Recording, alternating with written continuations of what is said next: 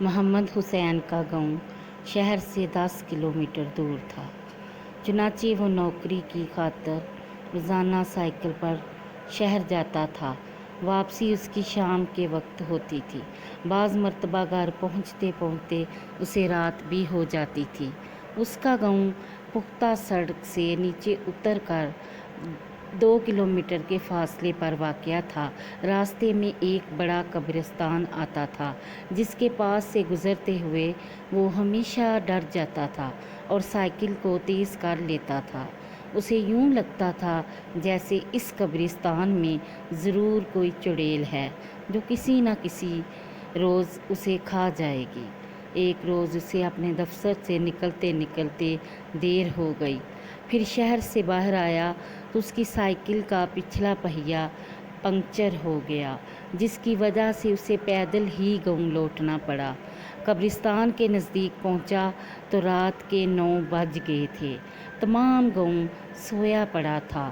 ہر طرف اندھیرے کا راج تھا۔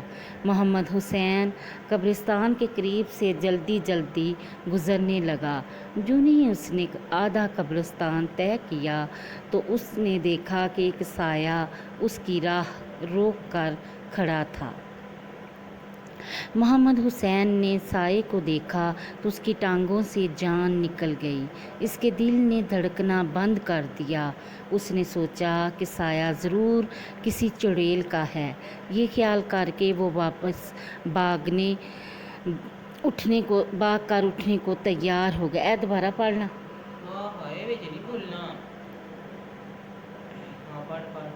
یہ خیال کر کے وہ واپس بھاگ اٹھنے کو تیار ہو گیا، مگر اسے جب یہ محسوس ہوا کہ اس کی ٹانگیں اس کا ساتھ نہیں دے رہیں تو وہ بہت زیادہ گھبرا گیا۔ وہ سایہ عین کچی سڑک کے درمیان تھا۔ سڑک کے ایک جانب قبرستان تھا اور دوسری طرف گنے کا کھیت تھا۔ یوں محمد حسین کے بیچ بچ کر نکل جانے کے لیے کوئی راستہ باقی نہیں تھا۔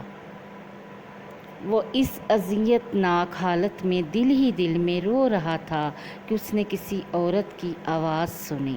اس نے اس کا نام لے کر کہا تھا، محمد حسین آگے آؤ، کیوں رک گئے ہو؟ میں تمہارا کب سے انتظار کر رہی ہوں۔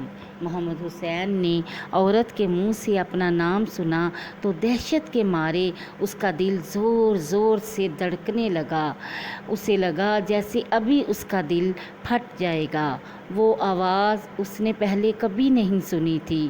یقیناً یہ چڑیل کی آواز ہے، اس نے دل میں سوچا اور دل ہی دل میں اس سے جان چھڑانے کی ترکیبیں سوچنے لگا۔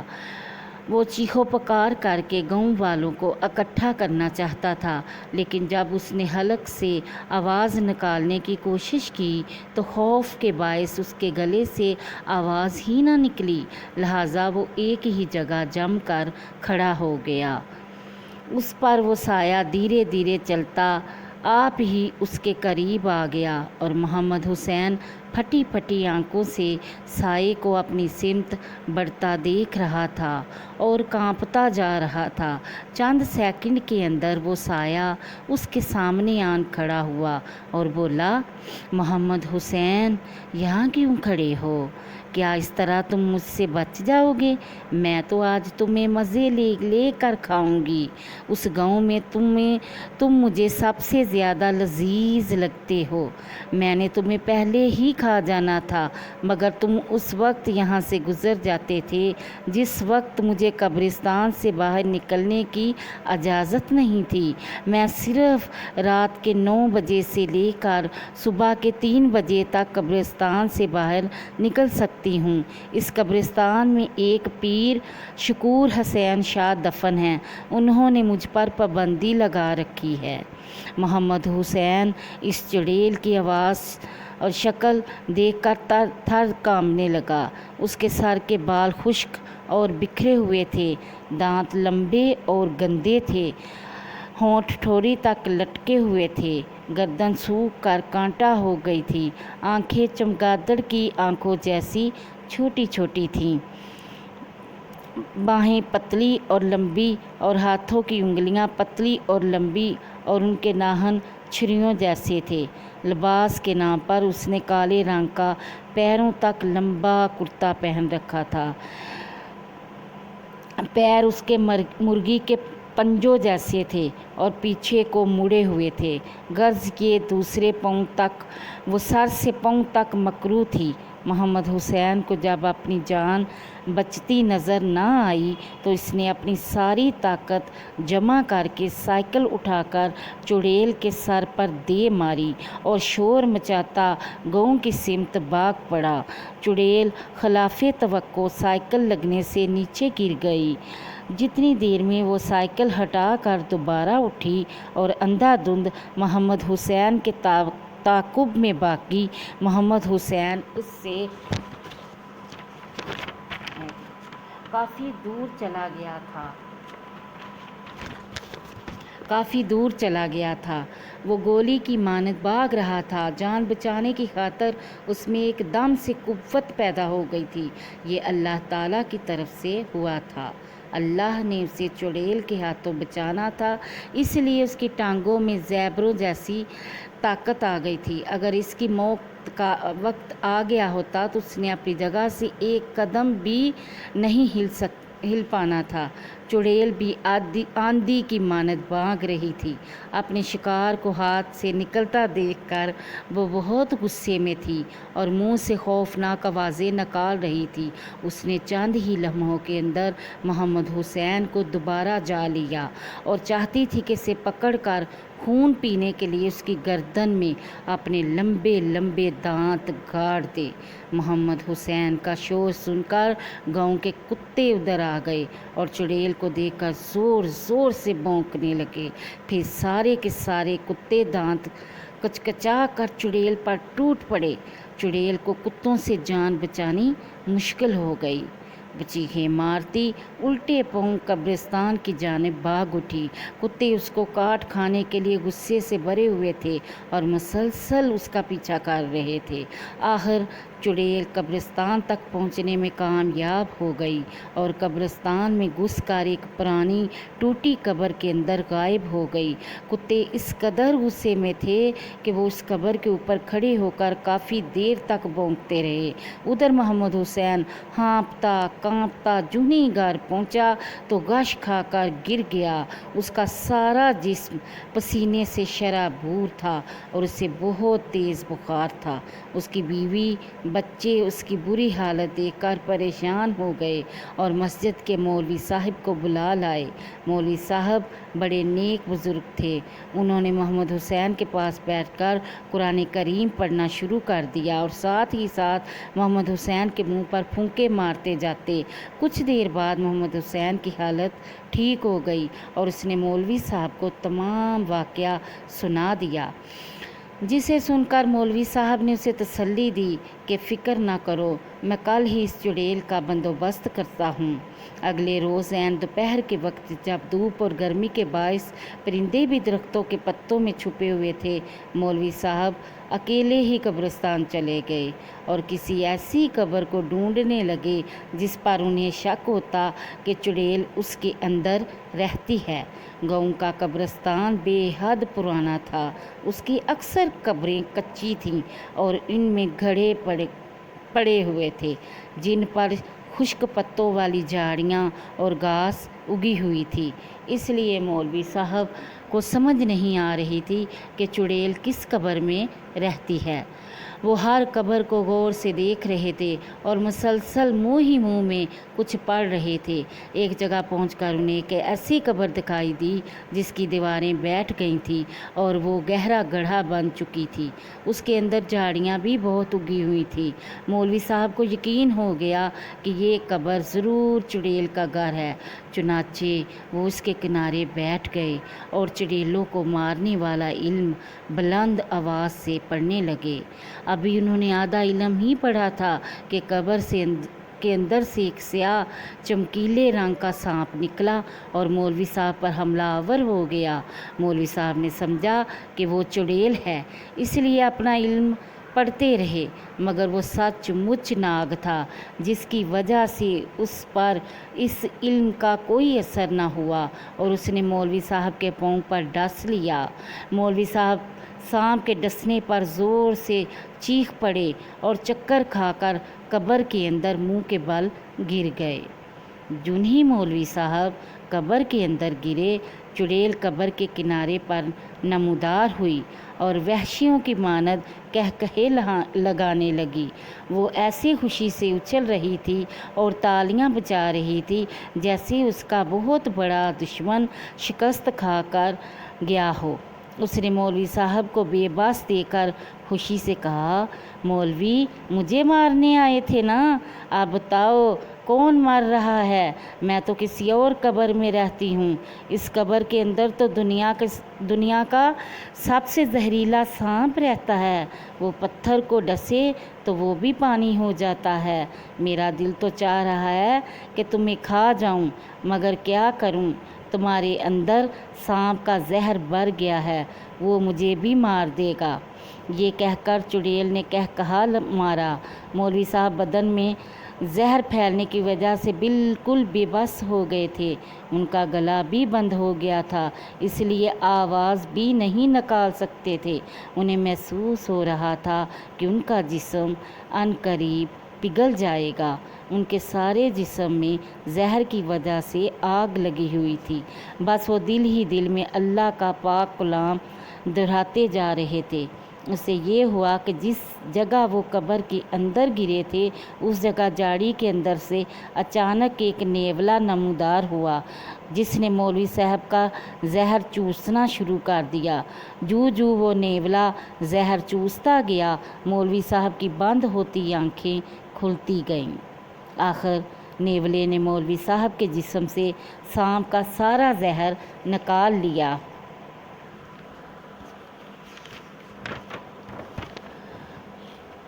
चूस कर बाहर थूक दिया और फिर से झाड़ियों में गायब हो गया।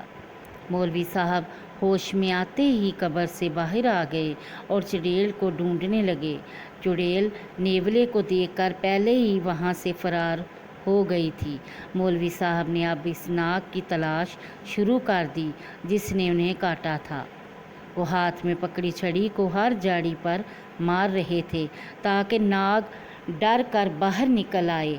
एक झाड़ी पर उन्होंने छड़ी मारी तो उसके अंदर से सांप के फुंकारने की आवाज़ निकली।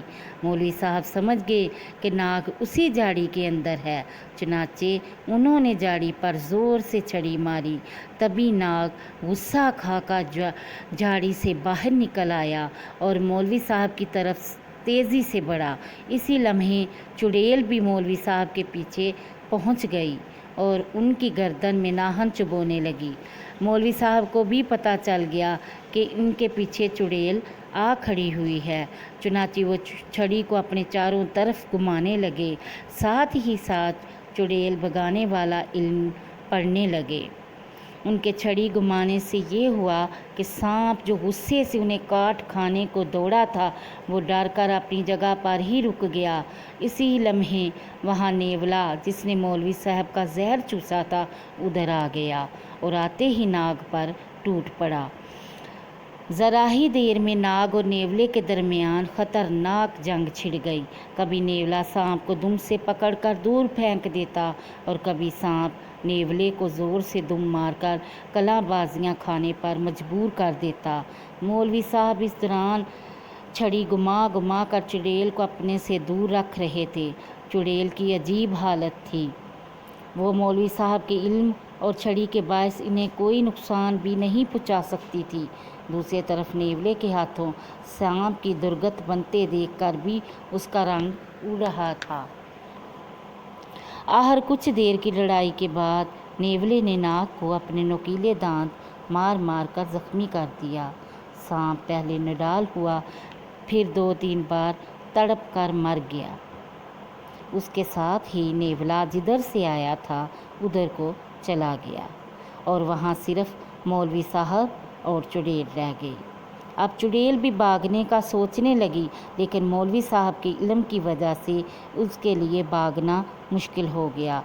उसने जब महसूस किया कि वो मुसीबत में फंस गई है तो मौलवी साहब की मिन्नत समाजत करने लगी। मौलवी साहब, मुझे माफ़ कर दें, मैं आइंदा कभी किसी को तंग नहीं करूँगी, उसने रो कर कहा।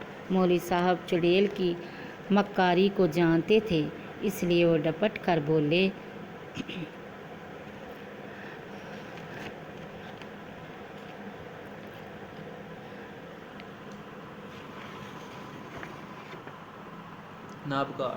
नाबकार, अब मेरे कब्ज़े में आई हो तो मिन्नतें करने लगी हो।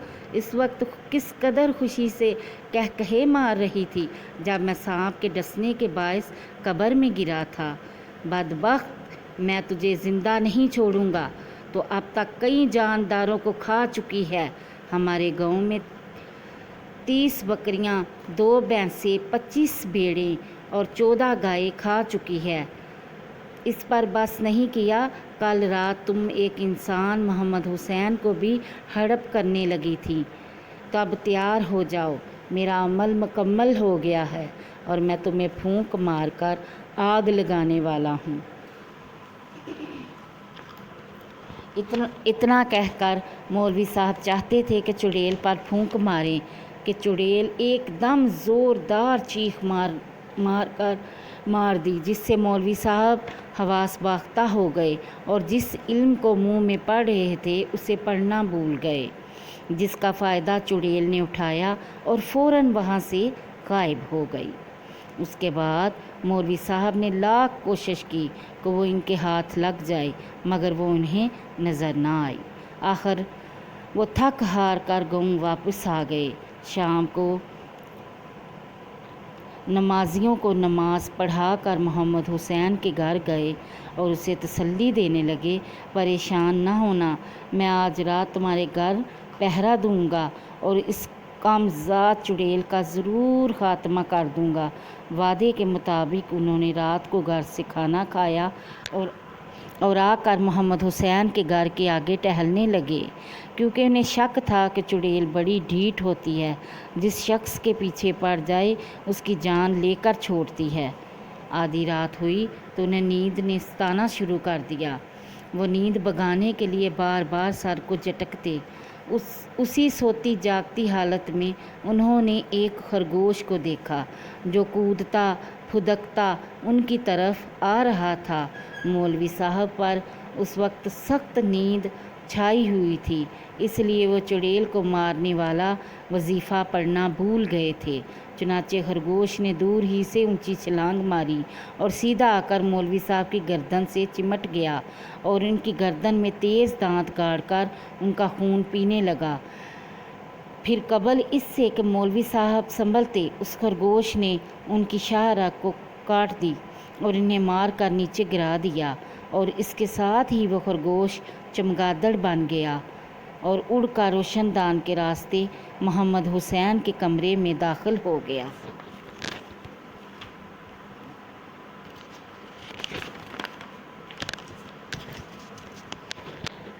मोहम्मद हुसैन अपनी चारपाई पर गहरी नींद में डूबा हुआ था।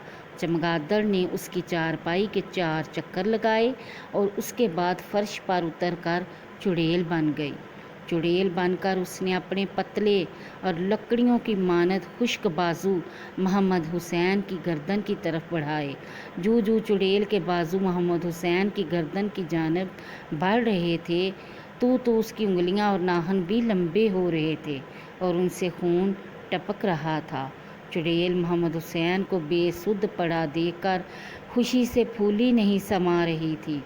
उसके गंदे लंबे होंठों से बदबूदार थूक बह रहा था। अगले ही लम्हे उसके नाखून मोहम्मद हुसैन की गर्दन से टकराए, जिनके लम्स से मोहम्मद हुसैन झुरझुरी लेकर बेदार हो गया और खौफज़दा आवाज़ में चीखें मारने लगा। उसकी चीखों की आवाज़ें सुनकर गांव के कुत्तों ने भौंकना शुरू कर दिया। कुत्ते इतनी ऊंची आवाज़ में भौंके कि उनकी आवाज़ कब्रिस्तान तक पहुंच गई, जहां से एक पाकीज़ा रूह तेज़ी से उतरती हुई आई और मोहम्मद हुसैन के घर में दाखिल हो गई। वो रूह पीर शकूर शाह की थी। इस रूह ने मोहम्मद हुसैन के कमरे में पहुंचकर अबाबील का रूप धार लिया और चुड़ैल को ज़ोर ज़ोर से पर मारने लगी। जवाब में चुड़ैल पहले तो रोने लगी, फिर गुस्सा खाकर दोबारा चमगादड़ बन गई और अबाबील के साथ बाकायदा लड़ने लगी। मोहम्मद हुसैन सहम सुकड़ कर अबाबील और चमगादड़ के दरमियान होने वाली जंग को देखने लगा। दोनों के परों की आवाज़ों से पूरा कमरा गूंज रहा था। ऐसे लग रहा था जैसे करीब ही हवाई जहाज़ उड़ रहे हों। चमगादड़ ने पहले तो अबाबील का खूब मुकाबला किया, लेकिन फिर उसके पर सुस्त हो गए और वो मर गई। उसके साथ ही अबाबील वहाँ से चली गई। अबाबील के जाते ही मरी हुई चमगादड़ भी मोहम्मद हुसैन की नज़रों से गायब हो गई और फिर वो कभी किसी को दिखाई ना दी।